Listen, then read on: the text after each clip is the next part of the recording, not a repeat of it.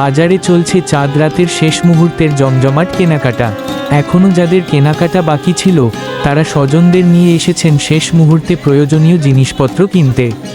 বাজার জুড়ে উপচে পড়া ভিড়, প্রতিটি দোকানেই চলছে ক্রেতাদের উপচে পড়া উপস্থিতি।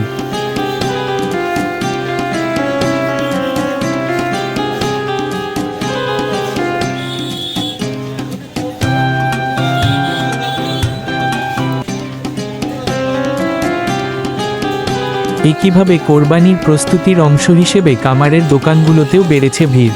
গরু জবাইয়ের জন্য দা, ছুরি, বটি ধার করাতে কিংবা নতুন কিনতে ভিড় করছেন অনেকেই। কামাররাও ব্যস্ত সময় পার করছেন চাহিদা মেটাতে।